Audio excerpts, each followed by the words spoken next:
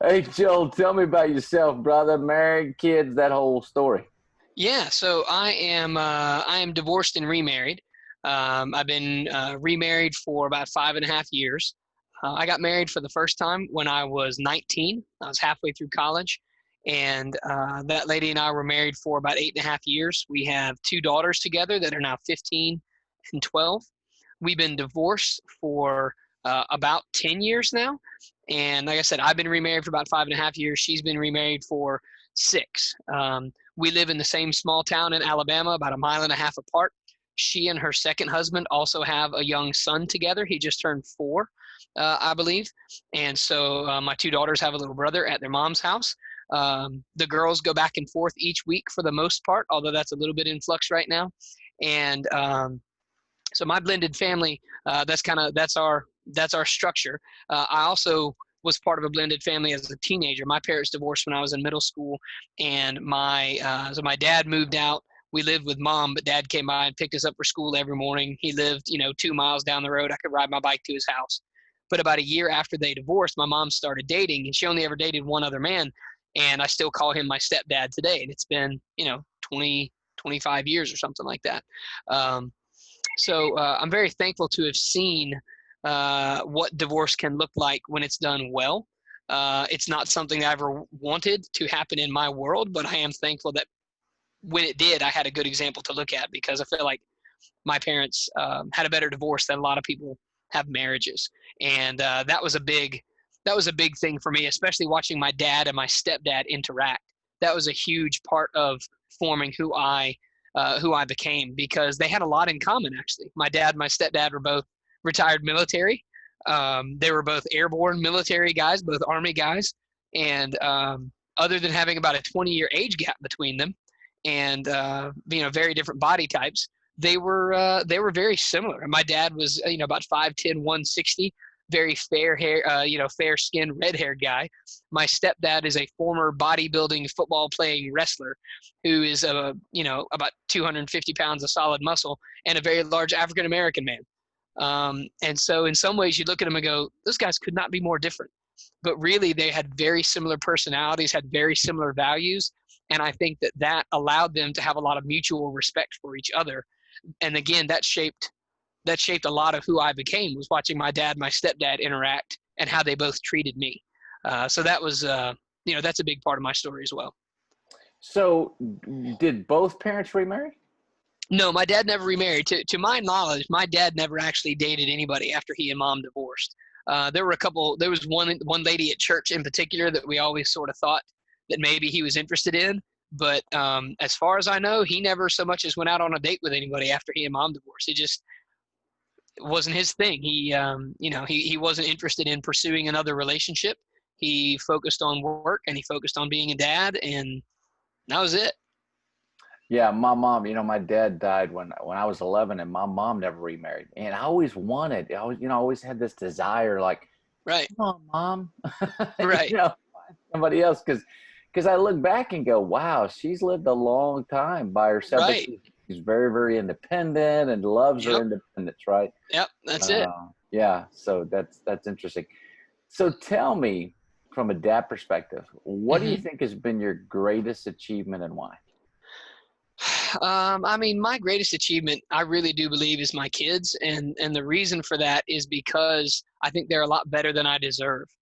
And I tell people that all the time. I just did another interview earlier this morning, and I told those very different focused podcast, told them the same thing.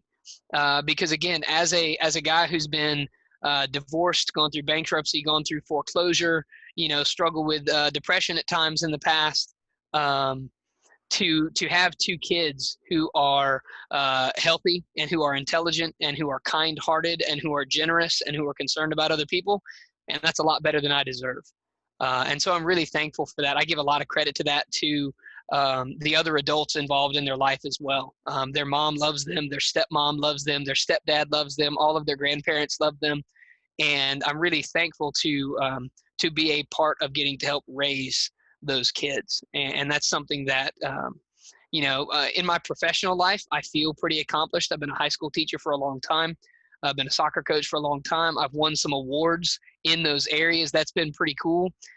those things don't really mean anything to me compared to my family.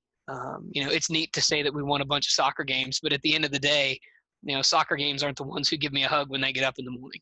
Soccer games aren't the ones who give me goofy birthday cards, when I turn 37 a couple weeks before we record this. Like those are things that mean a lot more to me than any trophy or any plaque or any award. So tell me a little bit more with you and your wife. You said you Mm-hmm. grew up with a great model with Yep. both your mom and dad and the blended family situation they were in. With your wife, and the reason why I'm asking this is because I get these comments all the time. I'll post something on Facebook or Twitter. It's an encouraging post for Mm-hmm. fathers, and I get some guy that lashes out and he's pissed off Yeah. and angry, Yep. and the Yep. justice system has screwed him, Yep. his wife screwing him, the Yep. whole bit, right? Yep. From what's the secret, man? It sounds like you and your wife are pretty cordial. Yeah, you mean my ex-wife and I? Yeah, your ex-wife. I'm sorry. Yeah, no, that's okay. I just want to make sure I was answering the right question. Yeah. Because my wife and I are also very cordial. Yes, we try to be. I hope so. We do try to be very cordial. It depends on the day, right? It depends on whether Yeah. or not I left another dirty plate laying around. The level of cordiality depends on how many dirty dishes I've left scattered around the house, or where my dirty laundry is at that particular moment. If I've left like old boxers on her pillow, we're not cordial for a while. That's no good. I hear you. No, yeah. So my ex-wife and I, we're very cordial, and I'm very thankful for that. It hasn't always been easy to be that, but we knew even before we had officially divorced. We knew when we were separated. We knew a couple of things. One, we knew that we wanted to make sure we continued to do what was best for our kids, and two, we knew that meant we had to treat each other well in order to minimize the harm or the damage emotionally that it would do to our kids for us not to be together anymore. And again, it hasn't always been easy, hasn't always been fun, but it's something that she and I both knew. And so I understand where you're coming from when you mention you post something and some guy lashes out at you and talks about how the justice system is unfair and their wife.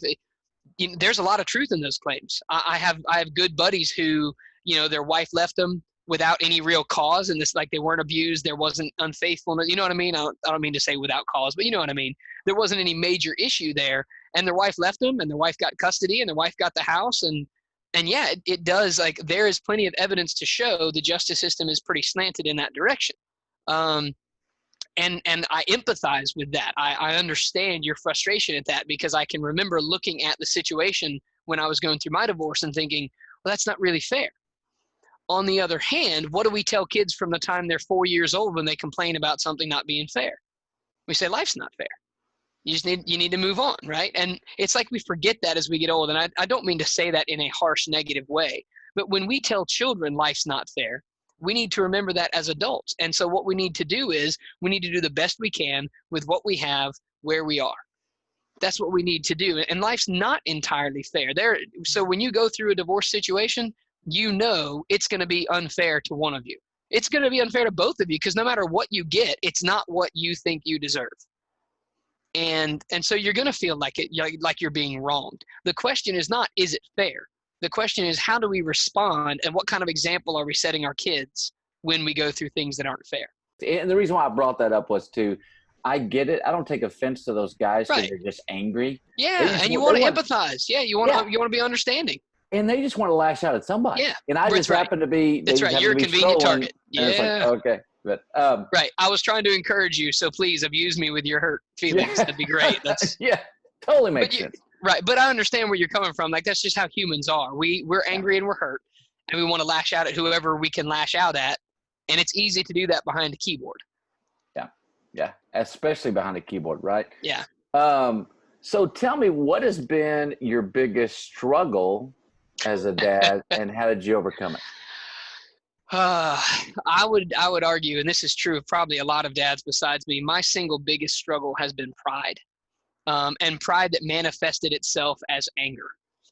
Because those two things often go together. When our pride is wounded, we get hurt and we get defensive, and that often comes out in guys as aggressiveness and anger. And those have absolutely been my two biggest struggles. The pride, I would say I didn't deal with. God really dealt with it for me. And what I mean by that is, in the process of going through divorce, and bankruptcy and foreclosure and losing, primary placement of my kids. I went through job changes all at the same time. There was a point in my life when I lost everything I'd ever taken pride in. Everything I'd ever been proud of, everything I thought was worthwhile about me, it was gone. And so it's hard to have any pride left when everything you've ever been proud of has been taken from you, and in large part because of my own mistakes. That's the other thing, is I don't want to make it sound like someone ripped it from me unfairly. No, I screwed up, and because of that screw up, I lost everything I had ever taken pride in. And as a result of that, I had to do some hard looking in the mirror and asking God, okay, well, if those are things that I was proud of, I don't have those things anymore. So now the question is, who am I? And who am I going to become moving forward? And so that was a really dark spot. That was a really hard spot to be in. But now that I'm through it, I'm thankful to have been there and realized the depth of my own sin, the depth of my own problems, because now I can empathize with other people who are going through that kind of spot. So when you talk about, I've lost this and I've lost that and I don't have this, yes, it hurts. Yes, I understand where you are. Yes, I've been there. I've lived in the place where you feel like you need something to help you go to sleep at night. I've been at the place where you feel like you need something to give you a reason to get out of bed in the morning. Like, I get it. I do. Here's good news. It can get better. Now, it won't necessarily get better if you keep doing the same stuff that got you where you are. That's Einstein's definition of insanity, doing the same thing over and over and expecting a different result. But if you are willing to change your decision making, if you're willing to change the way that you think, if you're willing to therefore change the way that you act, then you can get to a different place where you are now. It's going to be hard. It's going to take work, but you can do it, and it can get better.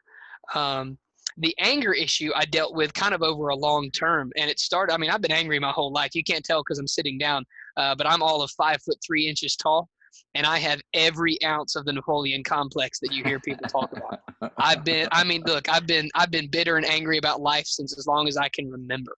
I don't like being a high school teacher where freshman kids with 2 brain cells walk into my classroom and look down their noses at me and go, wow, you're tiny. Yeah, thank you. I'm glad that you think that your head being farther from the floor means that you're a better human being. You know what I mean?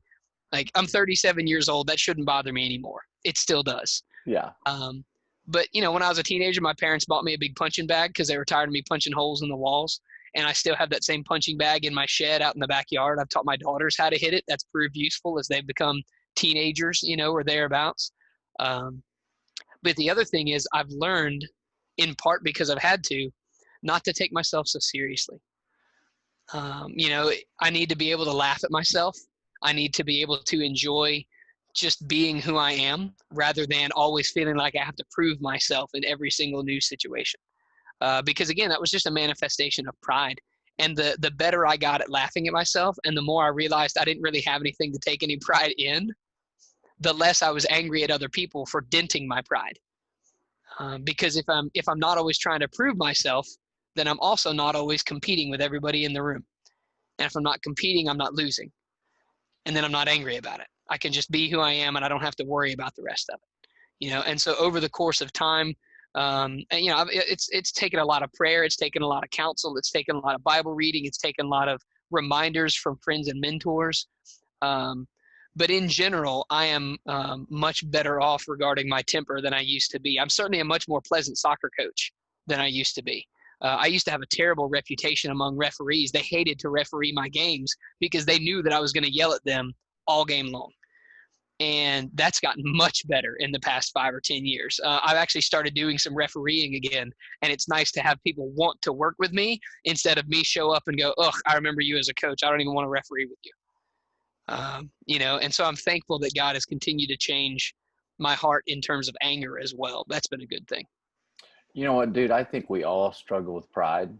Even Absolutely. to this day, I got my own issues with pride and the messiness of what all that involves. And I think you're right. Right. For so many men specifically, it's the pride thing is the root of why they're angry in so many cases, right? It's because I don't know what I'm doing, so I'm gonna get pissed. You know what I mean? Or that's my defense mechanism. Is if I get angry enough, people will leave me alone and stop asking me questions.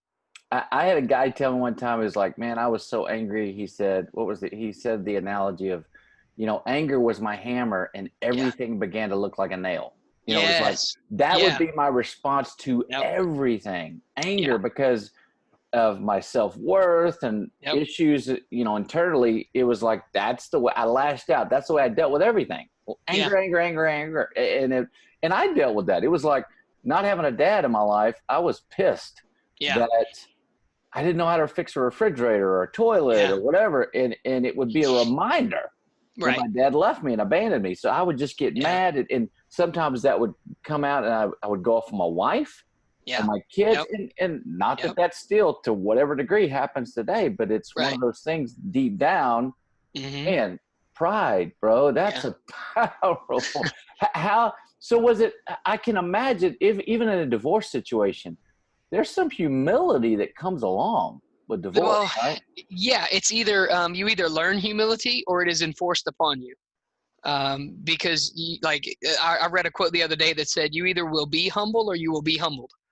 And that's very true over the long run. Because up until my divorce, I was extremely proud of who I was. I was proud of being a teacher and proud of being a coach and proud that I had defied the odds and gotten married at such a young age. And I was a great dad and I was raising my kids well. And then everything fell apart. And I realized that a large reason that so many things fell apart was my pride and my anger. Because exactly what you mentioned, I did those same things. I was overly harsh with my kids when they were young. And we've talked about that on numerous, like my kids and I have had some of those conversations where even now there are hurt feelings from a decade ago when they were tiny, when they were too young to necessarily have the conscious memory of it.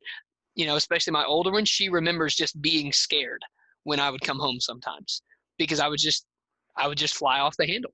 Um, I know that it caused problems with my first wife because I would do the same thing. I would just get really angry. I didn't really yell at her. I yelled at the kids, and that was hurtful towards her as well.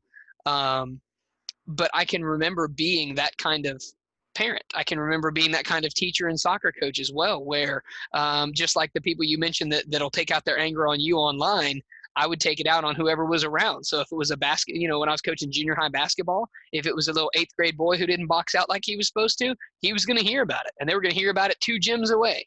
And that's not how we were supposed to be. That's not how we're supposed to treat people. Looking back now, I'm ashamed of the kind of example that I set when I thought I was setting a great example.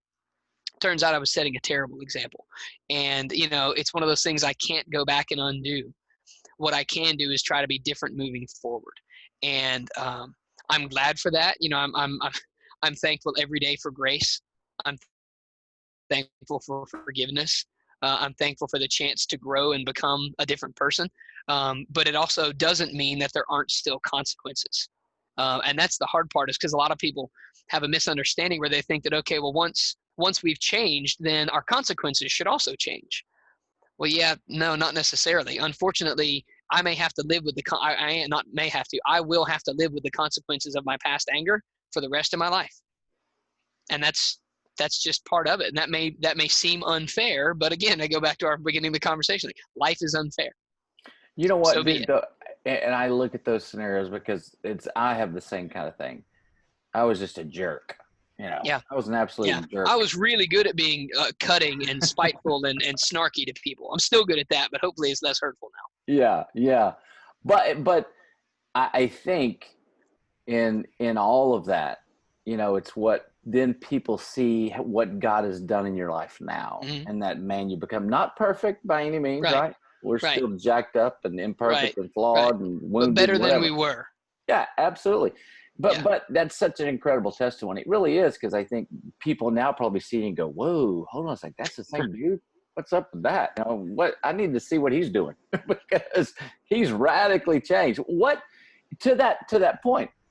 You got a new dad sitting in front of you, man, Hmm. and if he says, "Give me your most important advice about being a dad," what would you tell him?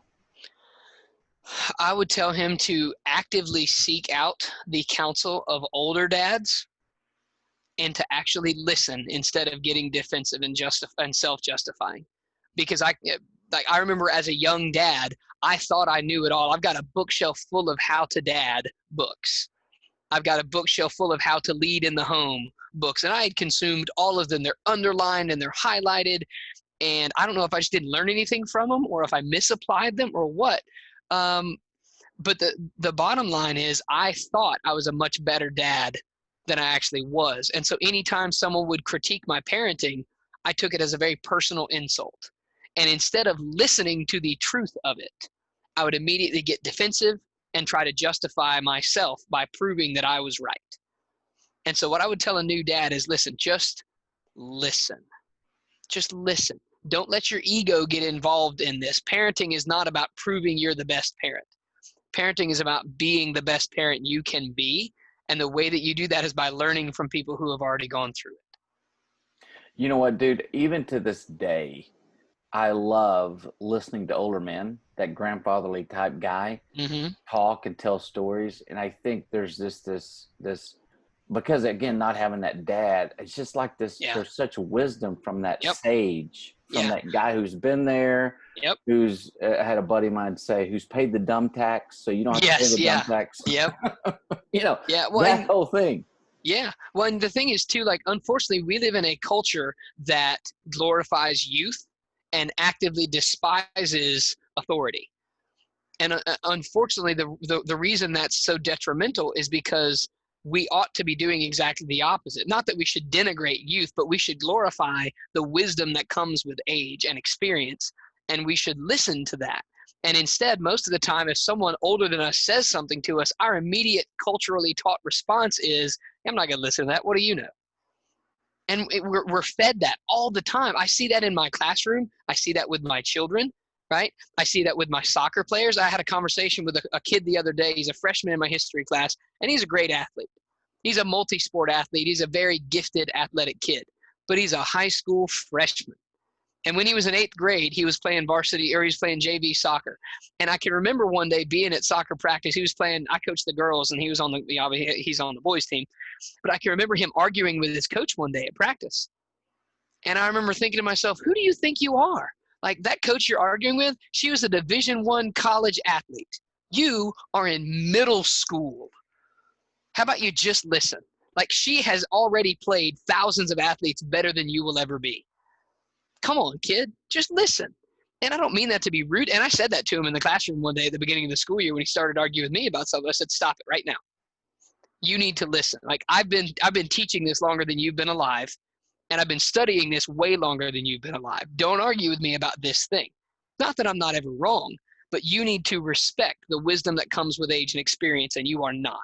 So let's start from that place, and then we can have a discussion. But if all you're going to try to do is prove how I'm wrong and you're right, you're not actually trying to learn. You're just trying to get cool points with your other buddies. We're not having that in my classroom. Absolutely not. And unfortunately, I was the same way as a teenager. I think a lot of us in the 20th and 21st century are. And again, I think there's a lot of cultural reasons for that. And it's easy to blame culture. It's also partly done in the home. But I think that's one we need to unlearn. And so again, I would tell new dads, listen, don't try to prove that you're right. Just prove that you're teachable by listening to older dads. People who have already raised their children, people who have, like you said, paid the dumb tax. Good. Listen to what they have to say instead of trying to prove that what you're doing is better than whatever they did. So I think that's a large part of the problem with parents my age is we are, and I don't count myself among this because I love my parents and thought they did a good job of showing us that they loved us. I think a lot of parents my age are parenting to spite their parents.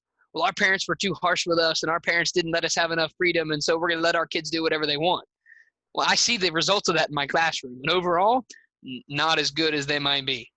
Not giving kids boundaries, not a good idea. Letting kids make too many decisions early in their lives, not a good idea. There's a reason we have parents. Let's act like parents. But that means we need to listen to older people too. You know what, dude, and even just what my kids have taught me about listening. So I have 3 girls, and communication, talking is very right? important. God bless you. Right? Yeah, and dude, it took me a long time to understand the importance of listening. Sometimes my girls come to me and as dads, we're fixers, and we're, Yes. early on, and Yes. this happened That with was my the problem. wife. That was one of the big problems of my first marriage too, is I tried to fix everything instead of just listening. Yeah. I remember my wife would come in and she'd say, okay, here's the problem. And I'd go, okay, do 1, 2, 3, 4, That's boom, right. This, I'm out this, of and here. this. Done. Yep. You're welcome, by the way, because I Yeah. fixed it. And you're welcome. Yeah. And you're welcome. And so as my girls, especially through the teenage years, I finally got it after many years. It was like, they didn't want an answer from dad. Right. They wanted Nope. dad just to listen. Yep. Right. And Yeah. same thing with my wife. I've learned, it took me like 20 years to Right. learn Yep. that, but Yep. it's interesting with girls. What now from a present time standpoint, Hmm. what has been your biggest challenge as a dad, and how did you overcome it? I wouldn't say I've overcome it yet, but my biggest challenge as a dad is adjusting to the fact that my girls are not little girls anymore. 15 is very different than 12.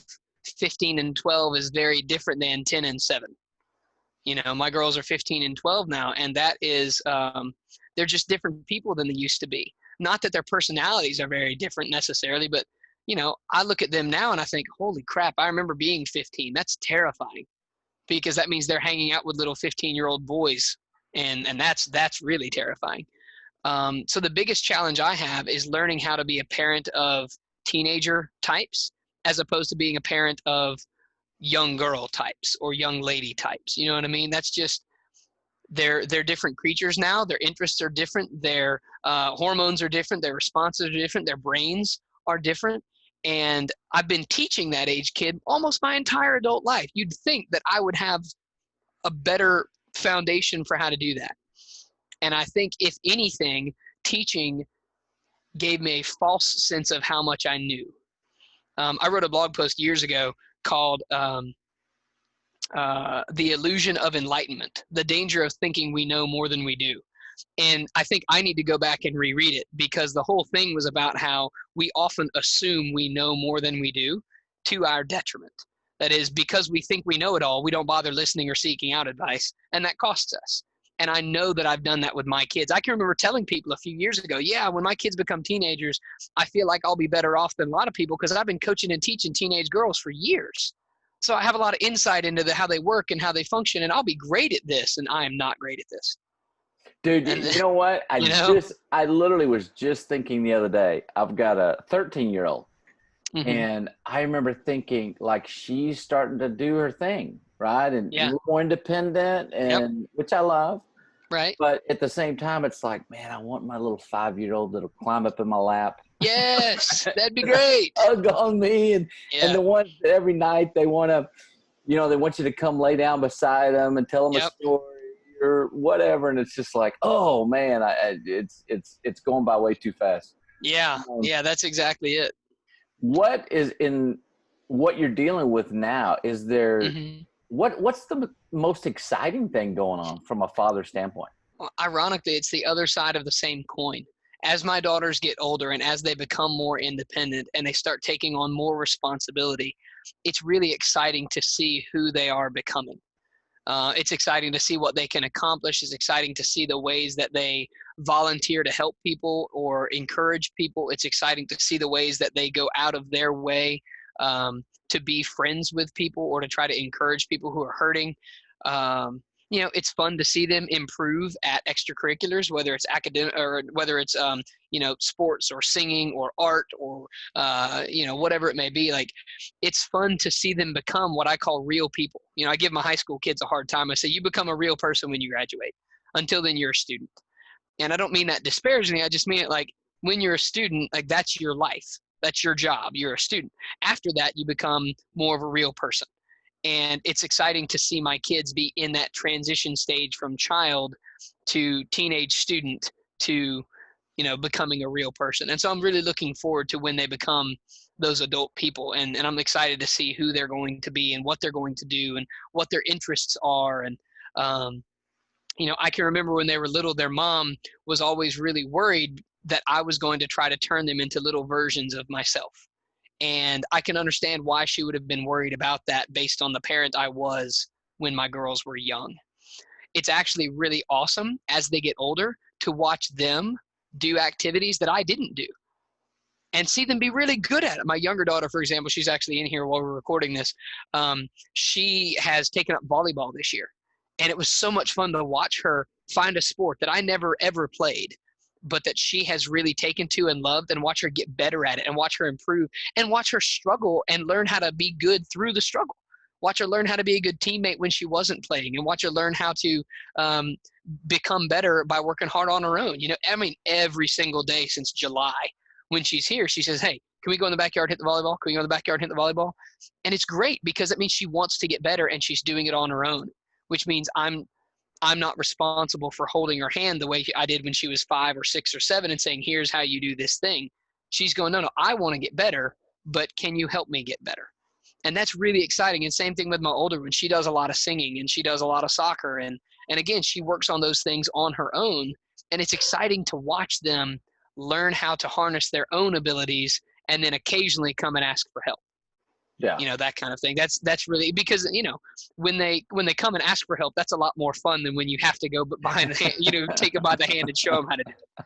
When we're always giving them help and pushing our advice on them. Here's what you need to do. Here, that's right. Yeah. Exactly. So that's been really exciting. I've really enjoyed that, and that's a process that's been very, very fun to be a part of. Very cool, dude. As we wrap up here, man, tell me, what's God teaching right now? Just as a guy, a man, a dad, husband, whatever, what's he teaching you? The single largest thing God is teaching me right now is to trust him, that he knows what he's doing. And what I mean by that is, especially as part of a blended family, I have had to learn over and over and over again that ultimately I am not in control. I am not the only decision maker. I am not the sole arbiter of what is or is not good or right for my family or my children, because I can't be. There are 4 adults and 2 houses and 3 kids, and that means there are a lot of people's opinions and lives and schedules who have to matter, not just mine. And so God is teaching me repeatedly that, 1, I'm not in charge, and 2, that's good because he knows better than me anyway. And that's not very fun. It is very humbling. It dents my pride that I've started to slowly build back up. Because whenever we're in a comfortable situation, we start becoming proud of it. We start thinking, look what I've created, and I'm so good at this. And, but God's teaching me to trust that he knows what he's doing, even when I don't, especially when I don't. And I heard a great sermon from a buddy of mine a few weeks ago when I visited his church up in Tennessee. He talked about how God is shown strong through our weakness. He is glorified best when we are weak, so he can show his strength. And that's something that I'm having to learn as well, is to be thankful for my weaknesses, because it's in those that I can really lean on God and trust in God better. And that's a positive thing. That's something that I know I needed to be reminded of pretty regularly. And you know what, dude, that's something I think that most men struggle with. We don't want to show weakness. We don't want to show any kind of struggle or issue or whatever. Yep. No, we have it all together. We're put together. We're good to go. Yeah, and it's just the way we're supposed to be. That's right. The old Tim Allen thing, right? Or Tool Man or whatever. It's right, yeah. I can fix everything, and nothing is ever wrong that beyond my ability to fix it. And yeah, no. Yeah, and I totally agree, bro. It has been in what I've learned, and that humility factor. It's like, man, I've been humbled so many different times in so many different ways that God, it's like, okay, man, dude, it's okay to say you don't have a clue what you're doing, or that I don't have the answers or whatever. Yep. That's okay. And it's in that you have these real genuine friendships and relationships and conversations with your kids and other adults that, man, it's amazing what comes out of those things when a guy is finally willing to say, dude, I don't know what I'm doing. Right. Wow. And I think most of us wish more guys would do that, because as other guys, we want to pour into them. Right. Yeah. We want to show, again, that pride thing. We want to show, well, here's what I do. Here's my, no, I'm kidding. But it's in that fellowship of men and guys being able to say, dude, I'm lost here. What do I do? We were just talking about this last weekend. I got nephews that have 2 newborn babies. We were having this conversation, and I said, when I was growing up when I was a young parent, I remember thinking, I can't reach out to anybody. Then people think, he don't know what he's doing. Right. So there was all this, I can't do it. I got to figure. And we didn't have the internet. The Right. internet Yeah. It was made there. it It was harder to like, reach out. yeah, we were like, what in the heck is going on? Nowadays, the parents, young parents got the internet. I mean, they can find any answer to any question, Right. problem, whatever. But dude, I love it, man. I greatly appreciate you taking the time. I know we had a little bit Yeah. of technical difficulty here at some point, but dude, I love what you're doing with blended families. Tell people how they can reach out to you and connect with you. Sure. So the easiest way to find me is to connect with me on social media or come to my website. On social media, you can either find me under my name, Joel Hallbaker, or with the handle Real Life Leading. You can find me on Facebook or Twitter or LinkedIn. You can come to my website is reallifeleading.com.